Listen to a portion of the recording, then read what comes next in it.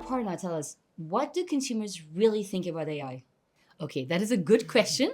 And the short answer is consumers think far more about AI than business leaders give them credit. And that's quite surprising. But let me back up a bit. So we talked to 21,000 consumers in 21 markets around the world. And we wanted to understand their awareness of AI, but also their perception, their attitude towards AI. The first answer is that over 80% of consumers around the world, and these are mature as well as emerging markets, are aware of AI. Wow. 80%. That's a pretty big number considering this technology has only been around for less than a year. And Gen AI has not even been deployed at scale just yet. So it's really surprising.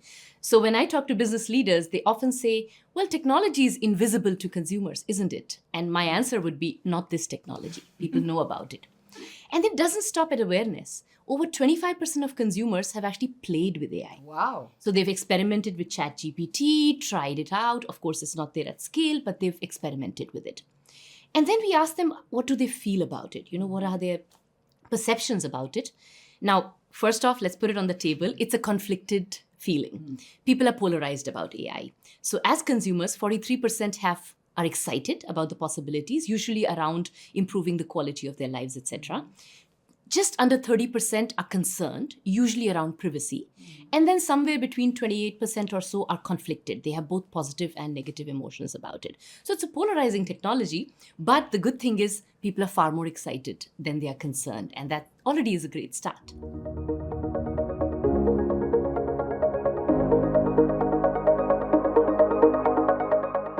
Okay, Jessica, right back at you now.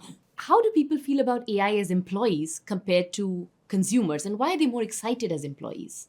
It was my number one surprise when we did that data together, is that actually in the workplace, people are twice more excited when they're using AI than when they're using it in their day-to-day life. Wow. Excitement rises to 70%. That's actually a very big number. But when you unpack that, I think it's 100% representative of where we are today on AI maturity in corporations. Corporations are focused on economic volatility, on uncertainty, on trying to manage their cost base. And so they've turned to AI really for that, for productivity improvement across the board. And those are the use cases and applications they focused on, which also shows in our numbers that people have access to AI in the workplace much more for day-to-day efficiency, day-to-day productivity. That's quite exciting. But then if you think of consumers, well, actually, corporations have not deployed or offered consumers a lot to do with AI. Beyond going to ChatGPT or another publicly accessible model, there's just not a lot to do. So I think it's a super massive call for action for corporations to bring to the market more services and more products, embedding AI for consumers.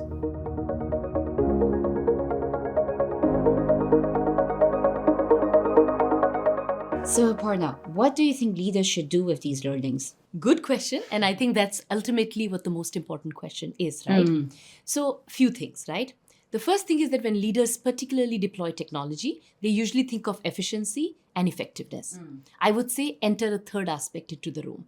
You need the silent stakeholders' voice there, whether that is the consumers who are using the technology or the employees. So bring that in. Think of your employees and your consumers when you deploy AI. This technology is too visible to be ignored.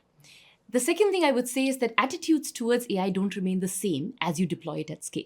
In the beginning, of course, there's a lot of myths around it, a lot of concern. As people use the solutions, they start to get excited. But the concern comes back as use cases increase. And so you really need to navigate that excitement curve. And you have to think about how people react at each stage. So that means thinking about responsible AI early on, thinking about just transition and planning around it, and really being ahead of the game on that. The third thing I would say is that attitudes towards AI don't necessarily follow the mature versus emerging market construct. In fact, we saw emerging markets and markets in Asia where people are pretty excited about AI, more so than mature markets. So when you think of global deployments, you may also have to be thoughtful about how consumers perceive AI in different markets. So yeah, there's a lot to take away from this that business leaders can apply. Fascinating.